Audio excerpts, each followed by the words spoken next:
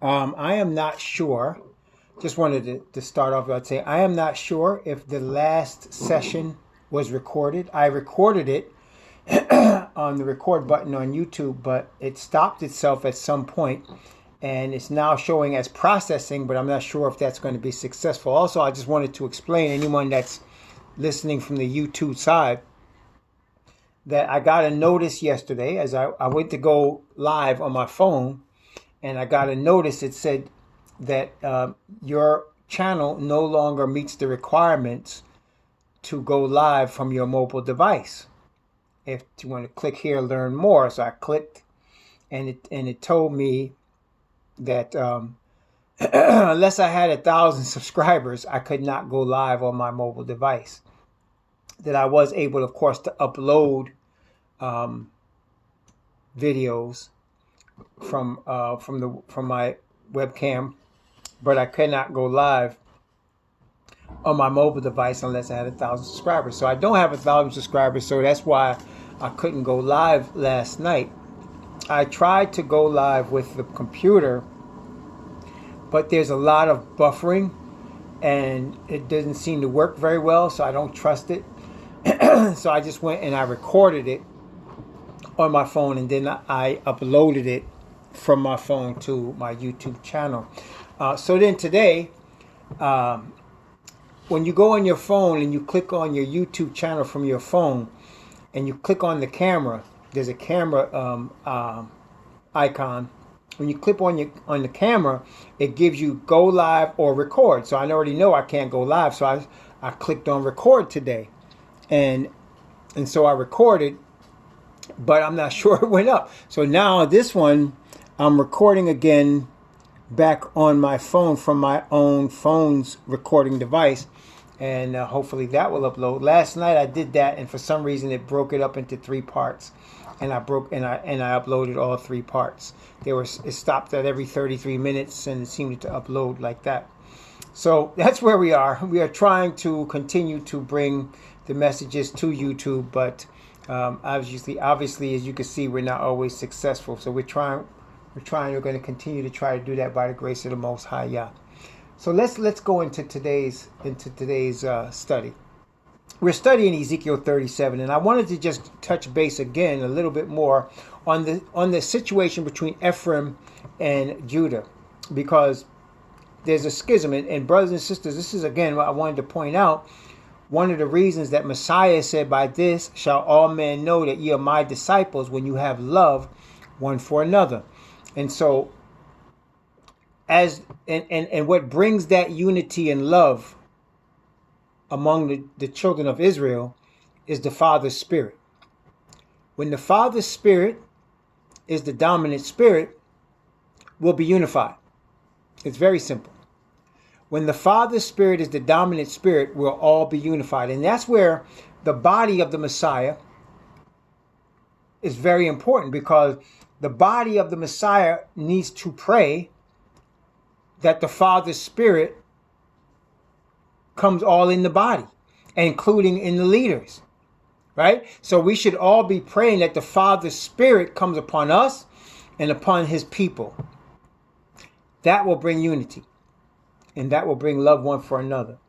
When there's another spirit, and that will be the case, that comes among the chosen people to create strife, and that's what they do. Asatan is a master at infiltration, and so the enemies of the truth will always try to infiltrate the truth by posing as one of the people of the truth. They will always do that. And how we will know they're not of the truth, they're not of us, is because we will stay with the Father's Spirit and with his word. At some point, the people that are not with the Father's Spirit will always try to create some sort of division or schism within the body. It's like this, brothers and sisters. If I was within a group of people and we were worshiping together, and I did not like what was being taught, I felt like what was being taught was not true, I would approach the brethren with what I believed, and upon faithful prayer and fasting, if we could not come to an agreement and it bothered me that much, I would separate from that group. That's what I would do. I would not continue to try to sabotage the group or to try to bring part of the group with me. I would just separate from the group. And the last time that happened to me was with the SDA church. I was in the SDA church and I didn't agree with what they were teaching. They didn't agree with what I was teaching. And as it ended up, I separated from the church. They separated from me too. They told me I was no longer going to be a member. And at the same time, I was also leaving. So we were parting company. I wasn't going back into their church to try to take people from their church to create my own church, though some of them would try to blame me for say that. I'm not trying to create my own church. I'm just wanting to follow the truth. But when you see people try to create division and yet and will not leave the body that they're in, but try to stay there and create division, that's a different spirit. See? Because as followers of the truth, it is not necessary that we be in any particular group on this earth, whatever camps they have. It is necessary that we continue to walk in the truth of the Father and of His Spirit as we are convicted to do so. Okay? And as a group of us that are convicted together by the same Spirit and bearing witness with each other, that we're convicted together, guess what? We become brothers and sisters. Now, when you have a situation with your brothers and sisters and you are convicted of the same Spirit, you're walking in the same truth, you're still going to have, disagreements. Brothers and sisters do fight. If you have siblings, you know what I'm talking about. You're going to have still disagreements. They may not be spiritual disagreements. It may be something personality-wise. It may be something else. There's still going to be issues, right? You're still going to have some issues, even among brothers and sisters. Okay? But what we always want to do is please the Father. And as we get closer to the permanent seal of the Father's Spirit that will be placed upon us, we want as far as possible to be of His Spirit so that we will not be at odds with anyone else that is of His Spirit. Brings us to today's lesson. So we're talking about Ephraim and Judah. And I told you how, in fact, let's go into the scripture. First, let's go into Numbers. The book of Numbers. And we're going to go in the book of Numbers, chapter 12. I want to say it's chapter 12. No, chapter 13. Book of Numbers, chapter 13. Book of Numbers, chapter 13.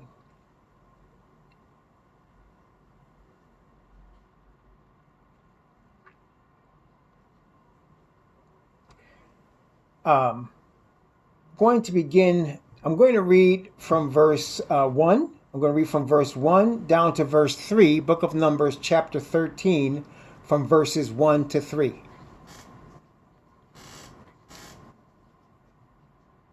Notice what it says. And Yahweh spake unto Moses, saying, send thou men, that they may search the land of Canaan, which I give unto the children of Israel. Every tribe of their fathers shall ye send a man, every one a ruler among them. And Moses, by the commandment of Yahweh, sent them from the wilderness of Paran. All those were heads of the children of Israel. So now it goes through the 12 tribes, and it goes through a head of each tribe. So let's skip down to verse 8. Verse 8 of Numbers chapter 13, verse 8. He's going through the heads of each tribe, okay? And he says, of the tribe of Ephraim, okay, it says Oshea, the son of Nun. Now, you will find, if you look up this word Oshea, it is Hawashai in the original Hebrew, the Paleo Hebrew, the ancient Hebrew of the Hebrew people is Hawashai, from which you also get the book Hosea. It's the same word, Hosea, Hawashai, the same word. It means exist to save. That's what this is. And this was the name of the man that was chosen by Moses at the head of the tribe of Ephraim to go and spy out the land. Go and spy out the land. So this man, his name was Hawashai, and he was the son of Nun, or Nawam, and he was of the tribe of Ephraim. Everybody see that so far? So far, so good. Everybody got that? So now, Let's skip down to verse 16. Let's skip down to verse 16. These are the names of the men which Moses sent to spy out the land. And Moses called Hawashai, the son of Nawan, and it says Yahushua, right? It says right here, Yahushua. But we say Yahawashai. Yahawashai. So he added Yah in front of his name. His name was Hawashai, which means exist to save. And he called them Yahawashai, which means Yah exists to save. So this man was the head of the tribe of Ephraim, and the son of Nun, and his name was Yahawashai, which goes along with, let's go back now to Numbers chapter 11. Numbers chapter 11. And we know that 70 men were given the spirit of the Father that Moses had. And let's take a look at this. Let's look at Numbers chapter 11. And I'm going to read from verse 25 down to verse 29. Numbers chapter 11 from 25 to 29. And Yahweh came down in a cloud and spake unto him, and took of the spirit that was upon him, and gave it unto the 70 elders. And it came to pass that when the spirit rested upon them, they prophesied and did not cease. But there remained 2 of the men in the camp. The name of the one was Al-Dad. The name of the other is Ma-Dad. And the spirit rested upon them, and they were of them that were written, but they went not out unto the tabernacle, and they prophesied in the camp. And there ran a young man and told Moses, and said, Al-Dad and Ma-Dad do prophecy in the camp. And Joshua, the son of Nun, the servant of Moses, one of his young men, answered and said, My master Moses forbid them. And Moses said unto him, Enviest thou for my sake? Would Elohim that all Yahweh's people were prophets, and that Yahweh would put his spirit upon them! Exclamation point. So you can see here, this is the same man. This Joshua is the Yahawashai, is the one that was of the son of Nun, that was sent from the tribe of Ephraim to go into the land with the other 12 spies. Okay. Now, we know that when they came back, there were only 2 men that came back with a good report. One was Yahawashai. The other one was Caleb, who was of the tribe of Judah. Right? This is interesting now. So you had 2 came back that said, let's go take the land. One was Caleb, and the other one was Yahawashai. Caleb, the tribe of Judah, and Yahawashai, the tribe of Ephraim. Okay? These 2 came back and said, we could take the land. The rest of them said no, and they were going to stone Joshua and Caleb. They were going to stone them. Okay, let's take a look at that. Numbers chapter 14. Numbers chapter 14. Going to read from verse 1 to 10. Because after they came back from the land. Numbers chapter 14, verse 1 to 10. And all the congregation lifted up their voice and cried. And the people wept that night. And all the children of Israel murmured against Moses and against Aaron. And the whole congregation said unto them, Would the Most High that we had died in the land of Mizraim, or would the Most High we had died in this wilderness?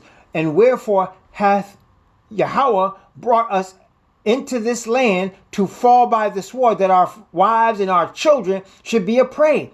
Were it not better for us to return to Egypt? They said one to another, Let us make a captain and return into Egypt. Then Moses and Aaron fell on their faces before all the assembly of the congregation of the children of Israel.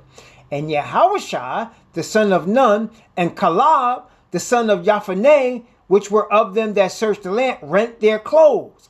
And they spake unto all the company of the children of Israel, saying, The land which we passed through to search it is an exceeding good land. And if Yahweh delight in us, then he will bring us into this land and give it us. And a land which floweth with milk and honey. Only rebel not ye against Yahweh.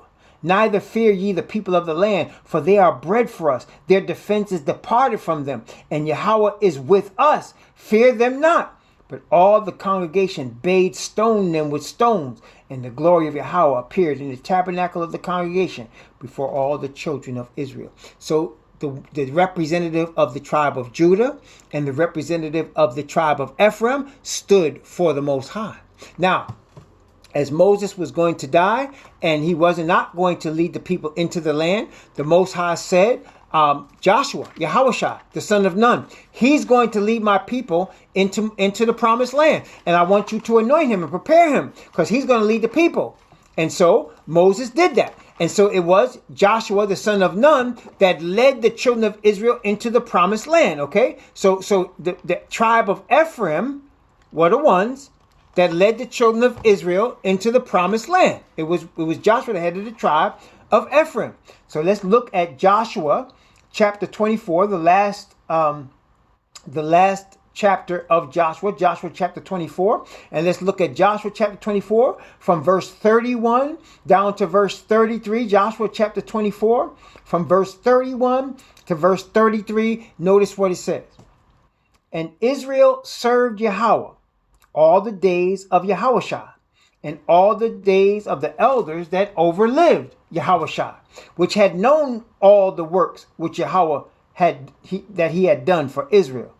And the bones of Joseph, which the children of Israel brought up out of Egypt, buried they in Shechem, in a parcel of ground which Yaakov bought of the sons of Hamor, the father of Shechem, for 100 pieces of silver. And it became the inheritance of the children of Joseph. And Eleazar, the son of Aaron, and they buried him in a hill that pertaineth to Phinehas his son, which was given him in Mount Ephraim. So you can see Phinehas was there, Aaron's son Eleazar buried there, Joshua or Yahushua, he was there. So everything was centered in Mount Ephraim at that time. Everything was centered in Mount Ephraim. Everybody see that so far? So the children of Israel came into the land. They were led by Yahushua, who is Joshua, and everything was centered in Mount Ephraim. Everything was centered there. Okay, very good. Now, let's continue. I'm just showing y'all everything here. Let's look at 1 Kings chapter 6. 1 Kings chapter 6. I'm going to read verse 1. 1 Kings chapter 6, verse 1. Notice what it says. 1 Kings chapter 6 and verse 1. And it came to pass in the 480th year, after the children of Israel will come out of the land of Egypt, in the 4th year of Solomon's reign over Israel, in the month of Ziph, which is the 2nd month, that he began to build the house of Yahweh. So you can see, at this point now, the Ark of the Covenant had been in with Ephraim for 480 years. Now, it actually came before this with David to Judah, but we're not going to go there right now. But now Solomon's beginning to build the first temple. And we know that eventually the Ark of the Covenant is going to be in that temple. And it's taken away from Ephraim. Now, Ephraim had it for more than 4 centuries. Even if you go back, David reigned for 70 years. So if you take 70 years off of this 480, for 410 years, the Ark of the Covenant was in Ephraim. It had been there from Joshua's time, okay, from Yahushua's time. Now, I also want to point out, it is no coincidence that the Messiah was given the name Yahushua. Right? It was no coincidence that Messiah was given the name Yahushua. It was no coincidence, right? Yahushua, which means Yah exists to save, and Joshua, who led the children of Israel into the promised land the first time, which means Yah exists to save. Praise the Most High Yah. And that's why Moses changed his name from Yahushua to Yahushua. He changed his name from Yahushua to Yahushua. Yah exists to save. Okay. So now we can see the situation here with regard to Ephraim and the children of Israel, in terms of Ephraim being the first people that actually was in charge of the ark. It was actually the Levites, but they dwelt in Ephraim. And then now you have Judah. So now you have a little bit of an issue here. A little bit of issue, okay? Now let's go to 1 Kings. 1 Kings, let's see. Chapter 11. Yes, 1 Kings chapter 11. 1 Kings chapter 11. I'm going to read 1 Kings 11.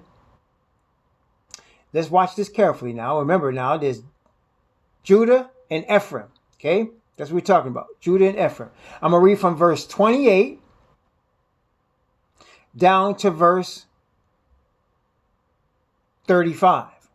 Okay? From verse 28 down to verse 35. And the man Jeroboam was a mighty man of valor. And Solomon, seeing the young man that he was industrious, made him ruler over all the charge of the house of Joseph. So this man was of the house of Joseph, and Solomon made him the chief man over the whole house of Joseph. Okay? And it came to pass at that time that Jeroboam went out of Jerusalem, and that a prophet, Ahijah, the Shilonite, found him in the way, and he had clad himself with a new garment, and they were alone in the field.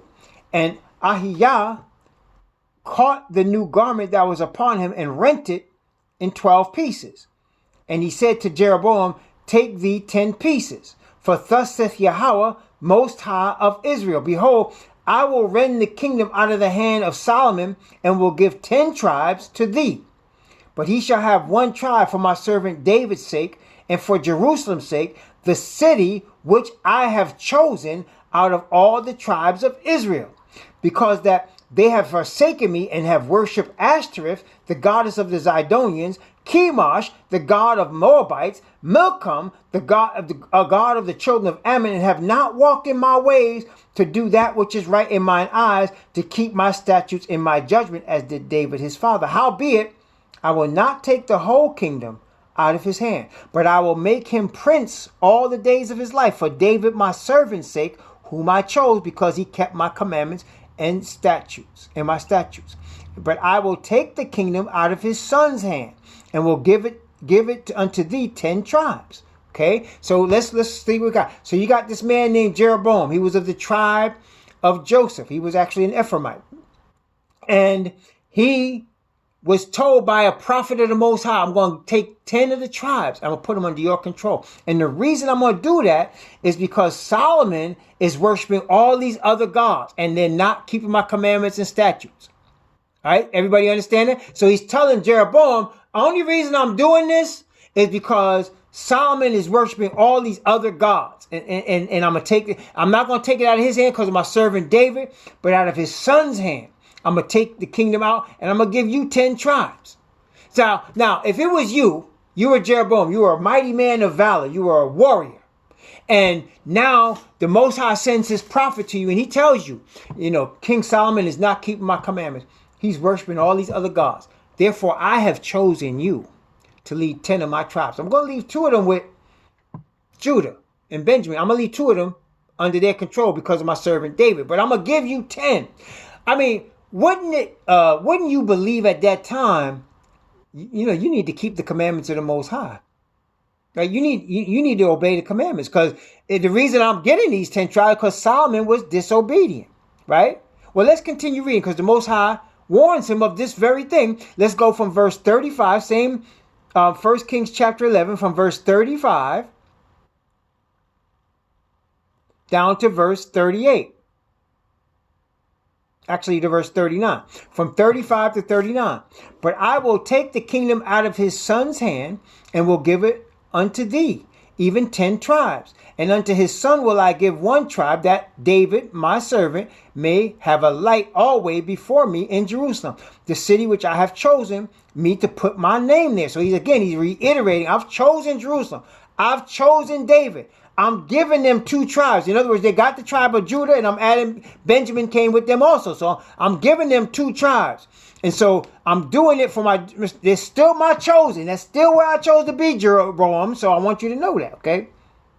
And I will take thee, and thou shalt reign according to all that thy soul desireth, and shalt be king over Israel. And it shall be, if thou wilt hearken unto all that I command thee, and will walk in my ways, and do that which is right in my sight, to keep my statutes and my commandments, as David my servant did, that I will be with thee, and build thee a sure house, as I built for David, and will give Israel unto thee.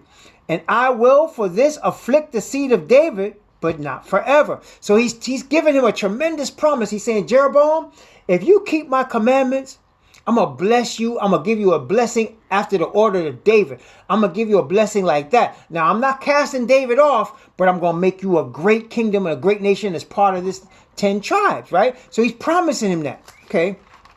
This is Ephraim now, okay? So let's go down to chapter 12.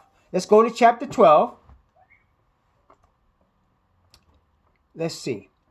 Now at this point in chapter 12, Jeroboam's already been told by the prophet, I'm going to take the kingdom out of Solomon's son's hand.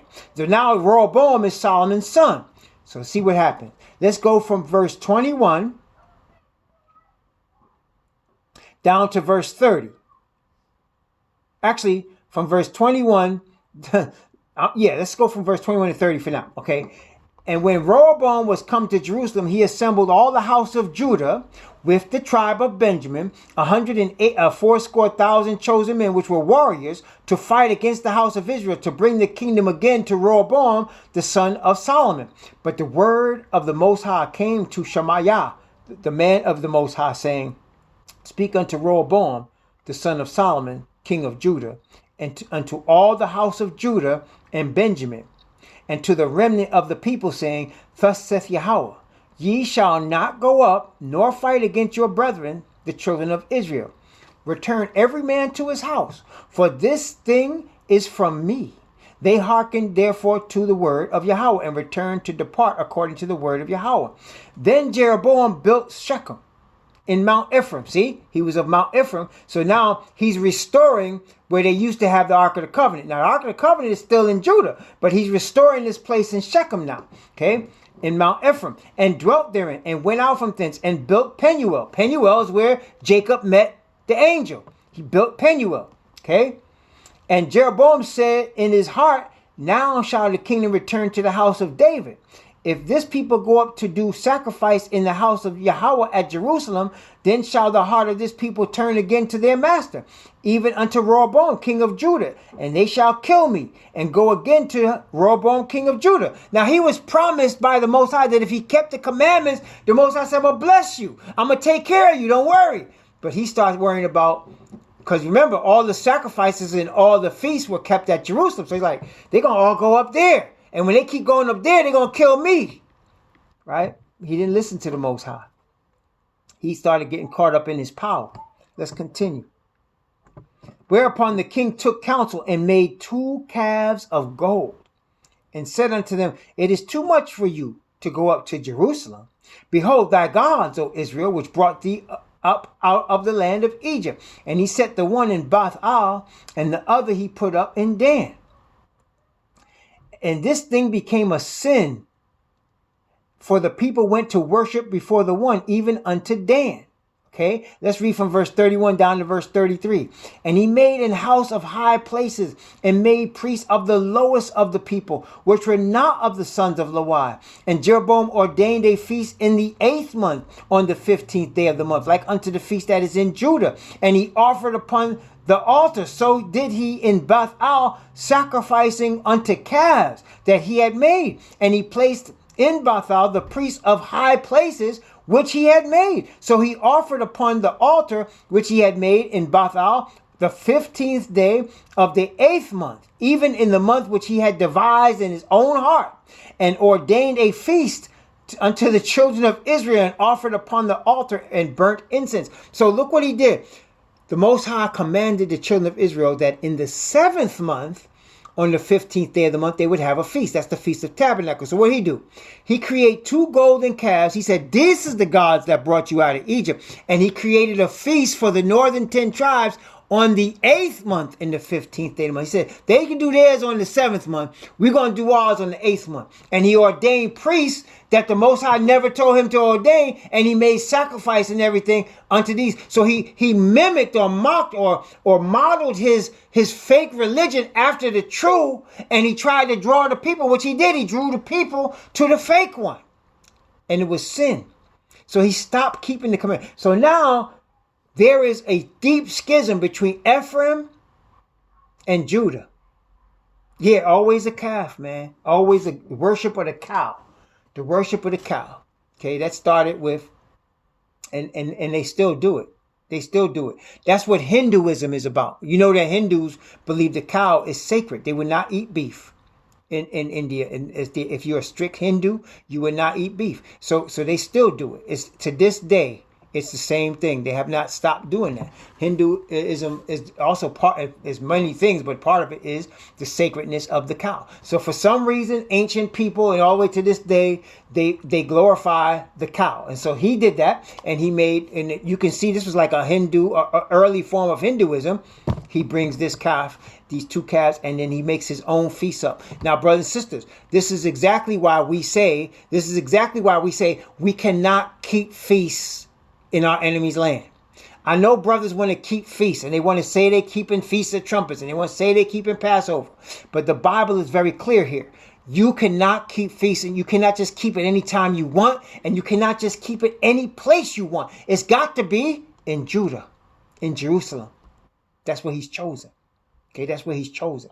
I'm not saying we're not going to keep feasts. We are. I cannot wait. I am looking forward with all my heart to rejoicing and keeping the Feast of Tabernacles with all the saints in the New Jerusalem. I am looking forward to it. But I'm telling y'all right now, we cannot keep feasts in our enemy's land. We can get together. There's no problem with us getting together. But don't think you are keeping a feast unto the Most High in your enemy's land. He has given you feast to keep. Feast is going to be a celebration of us overcoming our enemies and getting back into the land which he promised our fathers and living there forever in a place that's like unto the Garden of Eden, praise the Most High, Yah, with the New Jerusalem there. Okay, that's where we're going to keep feast, and we're going to keep them, and the whole earth is going to keep it with us. Not going to be no division like there is now. Praise the Most High. But see, Jeroboam tried to usurp the authority of the Most High himself by creating his own feast, his own God. And the only reason he even got the 10 tribes is because the prophet from the Most High told him you're going to get it. And now he's forgetting the Most High. This is another thing. You have to understand, brothers and sisters. That's why the Most High does not give us any power on this earth. Not his chosen people. You can see we can't handle it. We can't handle it. You know, power corrupts, and absolute power corrupts absolutely. You can't handle power on this earth. That's why the Bible says power belongs to the Most High. Power belongs to the Most High. And the most powerful people, when they're observant to the Most High, they will humble themselves. Daniel was placed as like a prime minister in Babylon. What did he do? He prayed 3 times a day toward Jerusalem. 3 times a day. Okay, he's prime minister in Babylon. Praying 3 times a day. Powerful man. But he wasn't getting caught up in that power. David was exception of